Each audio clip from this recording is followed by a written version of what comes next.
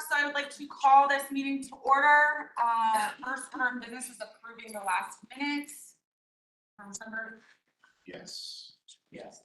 All right, we will move on to any consent items. Does anybody want to pull anything off the agenda? Steven? No, thank you. All right, we'll go into general business 4A, detention inmate intake wait time and case management updates. Well, that was fast.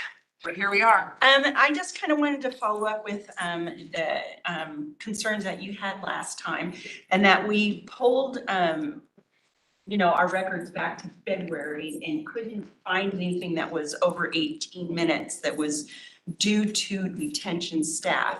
But we started a new logging system so that we can keep track of it. And we're also working with the police department to change our drop-off or procedure where they will drop off in the Sally port.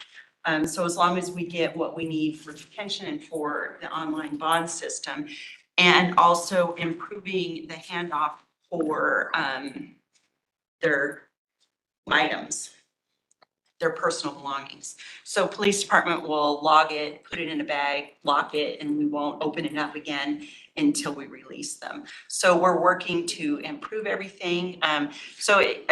This should be in your packet. I don't know if you looked at it, but it has all of the wait times, and supervisors have to sign off on it every shift. So they're watching it very closely. So I just wanted you to be aware of that. And then we're also working with the PD. So that just seems very subjective to me, and I had really wanted a collaborative effort between the jail and PD, because I don't necessarily feel like it's the wait time of the detention center. There are problems in this entire system, and I think a part of it is the reports that are required to be filled out by the police officers, and we can say there's not been a wait longer than 18 minutes due to the detention workers. I have sat in that jail and started asking officers after an hour, why are you still here? So. Well, we met with, and we're gonna meet again. So we met with the police department, we discussed it, and we are looking at both sides. And we're gonna meet again on just this specific issue.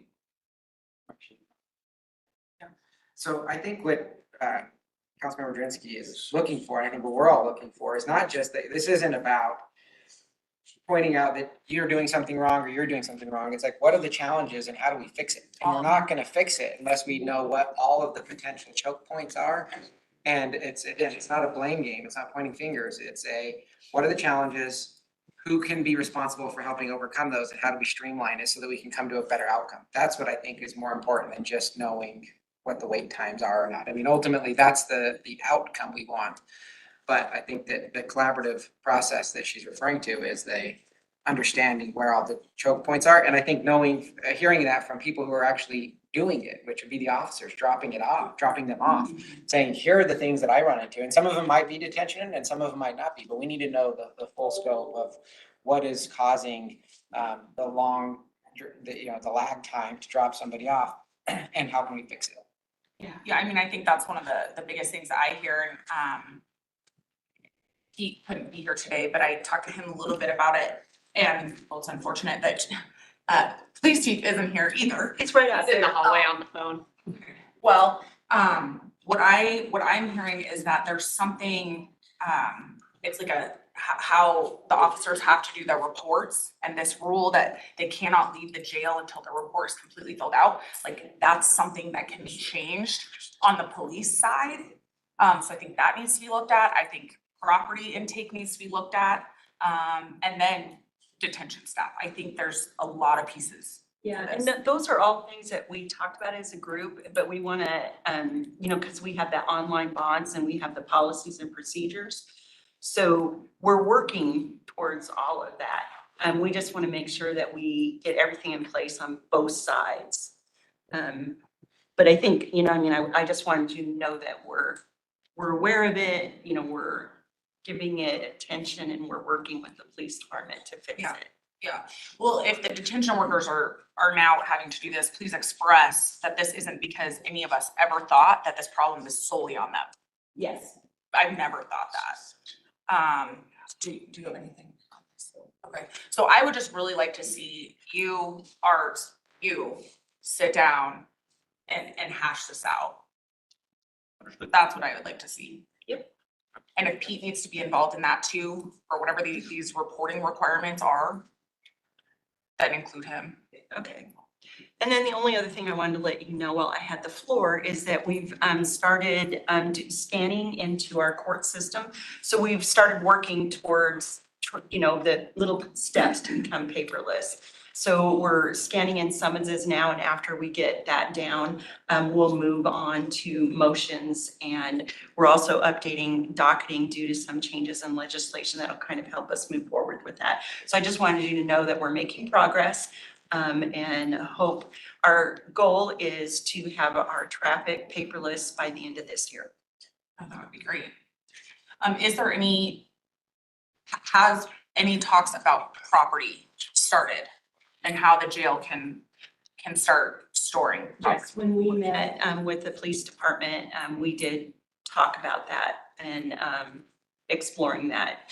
And I think right now, we're not, I was told that, and the chief maybe should answer a little bit more, that this is not necessary at this time to look at storing property in our jail, but that we would continue to explore it and see what is needed. So we are meeting quarterly as a group, but also a little bit more often to kind of work through some of these things. Okay, I think it was made pretty clear to Councilmember Zvonek and I that property needs to start being stored. In the jail, we went on a property tour with the police department, so I don't know if there's conflicting information there, but that was made pretty clear to us. So if that needs to happen, if we need to, put in shelves or whatever in some part of the jail, like, we just need to be told what is needed. If that is a need, but we were made clear that it was. I apologize, but been on the phone dealing with some meeting issues, and I could just say from my perspective that we've got to look for efficiencies. Scott and his team, we're working really close to try to roll out efficiencies, and it is just not efficient, especially on the time when we have such staffing challenges. I think our police officers back out on the road, and quite honestly, my experience has been that unless it's something that's huge, right? We normally would book property. It's just a best practice. Put property into the jail. Yes. Right. Yes. And then one of the things that historically what we've done, if we have property, we inventory it on a sheet. We put it into a plastic bag. We actually seal that bag, and then we put the inventory sheet on another part of the bag, and that gets sealed. And then we're responsible for it once it gets torn open before it can turn back. So there's not two inventories. We don't have to have officers sitting there. And that would really free up lots of things. Yeah, I think the other thing too, and you have missed this, but I think the other thing too is that there's a piece in the reporting requirements for officers. Well, my understanding is that our officers are required to complete all of their reports before they. But that doesn't have to be the requirement. No, I would say that the best practice is the book and slip for the jail. And I would say that a PC affidavit would actually be something. So with PC affidavit, we can hold the individual for 48 hours, right? So that would help the judges because they get to make a ruling based on that PC affidavit if there's a need for an arraignment. I don't know if you're a random judge or not. And then it's our responsibility to make sure that our employees and our officers complete the report in a timely manner. There are gonna be instances where the DA won't need that much or the prosecutor to take charges. I think, an example would be, I hate to bring it up, it's the Aurora shooting, a mass shooting. I guarantee you those reports were not written immediately. Just enough information was provided for charges and for somebody to be held over. And then because that kind of investigation just takes weeks and not months to complete. Yeah, so I've just basically given the direction for you, Candace, Jason, and possibly Pete to get together and hash this out. Okay. And I do plan on very soon going back to the jail and sitting and watching. We went the other day, I think the personnel were actually, we got a good team and I think, I don't know how you're here. I went to JJ's last night and I couldn't believe how you managed that crowd. It was not a service call. No. Oh. He was there, all of a sudden I hear bam, It was an off-duty bar chat. what are you doing? Get out of the way. And the best part was, it was as diverse as you'd expect in the most diverse city. Ongoing PEI classes at JJ's, That was fun. ongoing, It was fun to ongoing, watch you. real world. It was ballet, that's for sure. It was crazy. I don't think we have anything else for this item. So we will move on to 4B, Public Safety Action Plan Update. So item 1 is staffing. You have the numbers in front of you.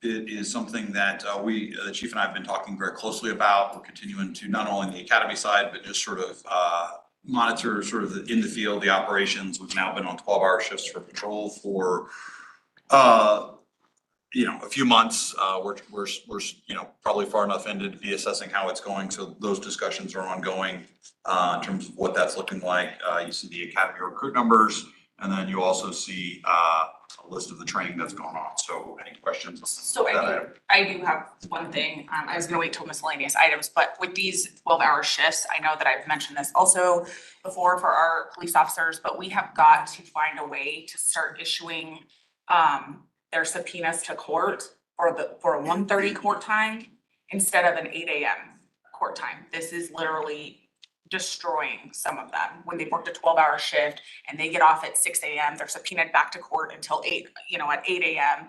Or they work the grave shift, or they work the swing shift, the 8 AM subpoena time. So if there is a case that involves any Aurora police officer, they need to be at the 1:30 court time. And that 1:30 court time works for every single shift.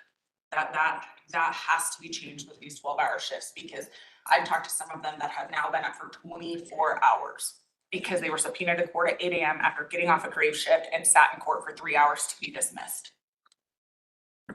We'll add that to it. Sure. I think if we all got together, we could probably figure something out for a system. I'm not familiar enough yet with the system, but in the past I've had, the defendant would come in like on a Monday for a jury trial later on in the afternoon, and the officers would be required to show up and answer their phones, right? So I think I'll defer to the judge and figure it out, and the prosecutor. We have jury trials that start at 8 o'clock every Tuesday and Thursday.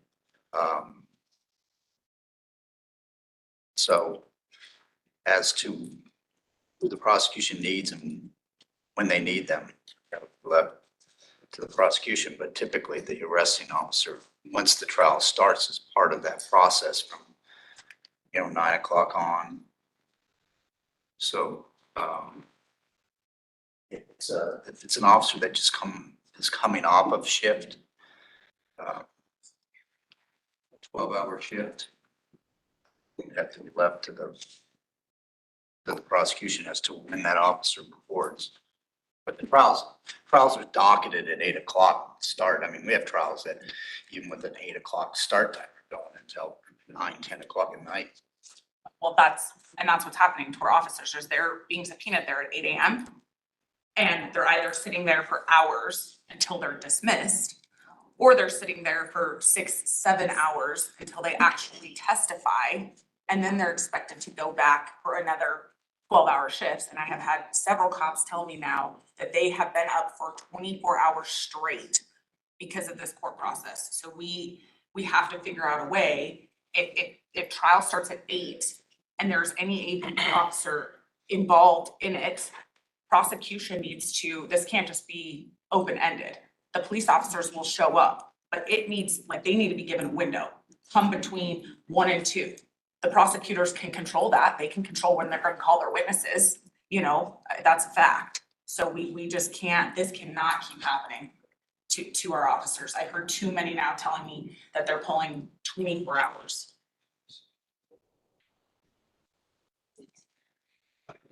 I think we're better off just meeting and seeing how. Yeah, I'm sure we're gonna fix it here. Next one, item 2 then is crime stats. So you have both in this packet and then for council, the chief sent out the more in-depth statistics. In general, year to date, crime continues to be down across the board with the 2 exceptions of commercial burglaries and shoplifting. And so those are 2 areas that PD are continuing to look into, but so those are the numbers that you all have. Any questions for those? Okay. Item 3 is youth violence. And so Joseph, anything to add in addition to the materials you've provided? Thank you, sir. No, I think just continued updates on community events for youth violence prevention. And then our NOFO update, of course, will be coming to council on Monday for the final approval on those. Along with the agencies, they will be there as well to ask questions if there's any questions on programming. And case management services should be starting a meeting with the agency next week to really iron out the final start date or the official start date for the case manager. And then our focused deterrence work. I'm not sure if, I don't think Chief Hildebrand is here. We had our council members appointed on Monday, so thank you for that. We're excited for that. Governing board, all the subcommittees, everything, we're full steam ahead for our July launch for that work. So other than that, I think that's all I've got on my side. Item 4 is our crisis response team. So go ahead. Courtney's bosses, smoke and doing all that kind of stuff. So the only update we have is that UC Health made an offer yesterday, or the day before, for our last clinician spot for that second AMRT team. So we're waiting to see if she will accept that. Once she does, she'll start the training process with that. Yeah, and you see also there's in terms of the overall calls for service in terms of the numbers. So continuing to be a high utilization unit. We are continuing to work with Tina and her shop as to how to potentially direct dispatch our David units, but those are ongoing conversations. And then section 5 is homeless encampments, and so that's Not much more than what's on here. Just we had a busy May, 40 abatements. We had a new staff member start 2 weeks ago, and so he will be working alongside Bryce. This provides the ability to have 2 people out in the community posting camps, 2 people available for kind of overseeing the abatement process. And we had 25 people go to pallets in May. And based on the study session we had on May 15th, looking at additional capacity and options for moving people out of the longer term pallets in order to free up more short-term pallets. So more to come on that, but looking into that. And then we've also plussed up the Keeson contract for an additional 50,000 based on that study session as well. Are we happy with the programming the Salvation Army provides with the Pellet homes and so forth? Yes, they're doing a fantastic job. Their case managers are really good. They hold people accountable. There's certain things people have to do every 7 days that they're there. And I think they've been a really fantastic partner. Have you heard anything from the state on the? So yesterday at 4 p.m., they released the request for application for the homeless navigation campus. So it's due July 17th. They have an informational piece next week. I was on the phone with the state this morning about it. You know what the time, roughly what the timeline would look like? Well, we've been waiting 6 months for the application to come out since the LOI. So hopefully quickly, I think they understand we now need to really get ARPA money spent. We're kind of pushing up against some of those obligation deadlines. So I'm hopeful, since they're familiar with the project, it'll move pretty quickly, but. Is the plan still, is it due? They discussed splitting the grant at 2 locations, is that still the plan? So the legislation that was passed allows for multiple, is what the legislation says. So I have a feeling they're probably gonna do 3 if I had to guess. 2 larger ones, hopefully including ours, and then 1 smaller one. There was 6 LOIs submitted total.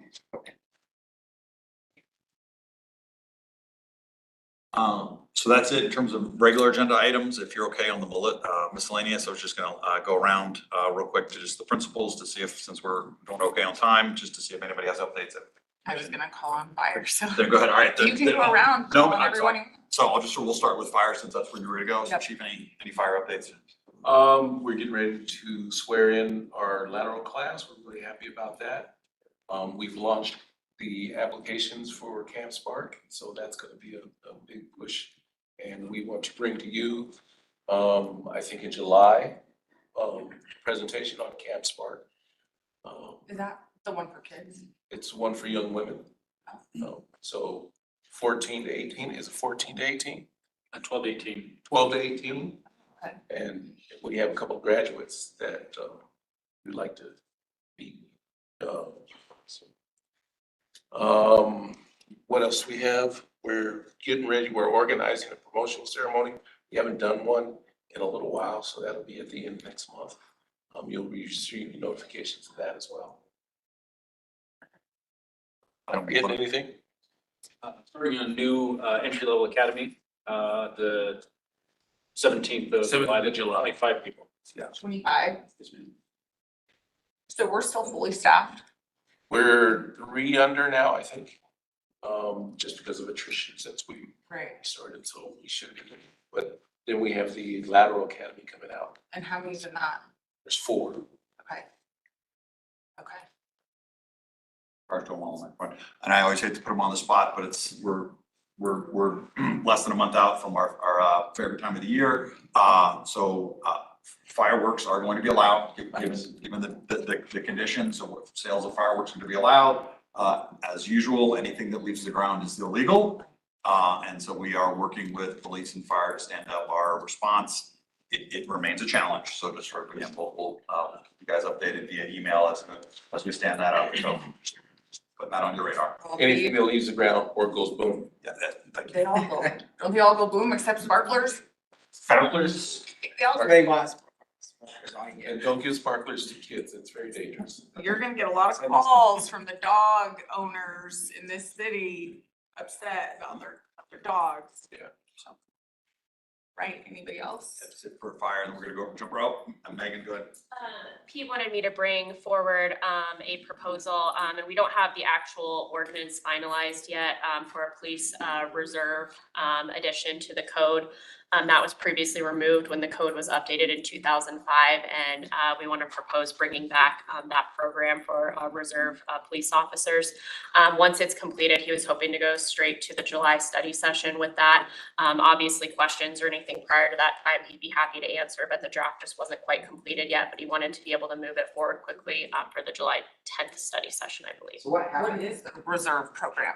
So previously in the police department had reserve officers that are post-certified, they're maybe retired or other, abilities to kind of assist the police department. We do have staffing challenges right now. Our code just doesn't allow for that programming right now because of the fact that it was removed when the code was cleaned up in 2005.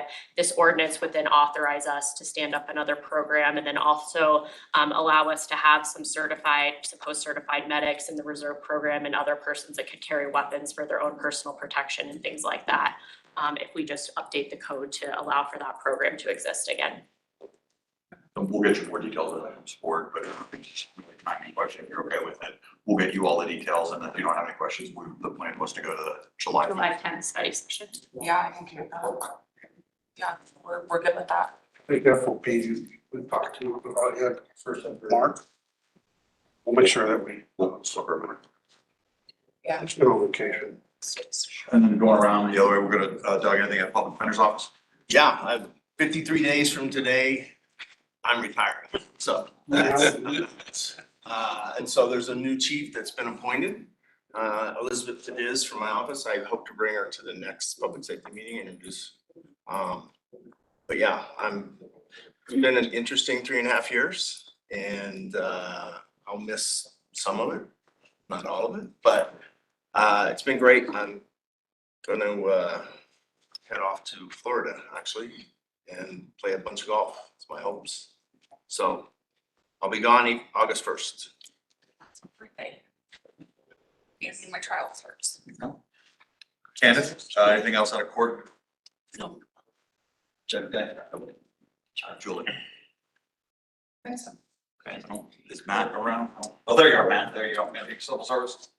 Not that fire already touched on the academy in July. Working to get the last applicants through for that. I think there's 26 entry level still available, so obviously all might not be hired at the final number is gonna be 21, but we're daily contact with what that number looks like, so. Oh, yeah, 25. We're not gonna hold anybody to the record here. I know. Give or take where we're looking, I guess, so. No, I took away the 4 laterals for the 21 number, so in any event, that's the type of math we're doing on a daily basis. And I know the commission appreciated the time with council on Monday.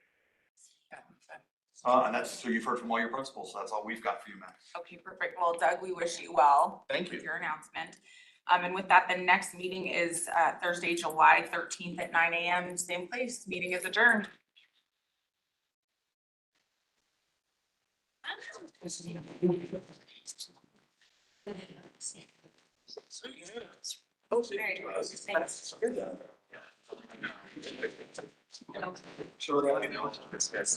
You know, like, it's funny.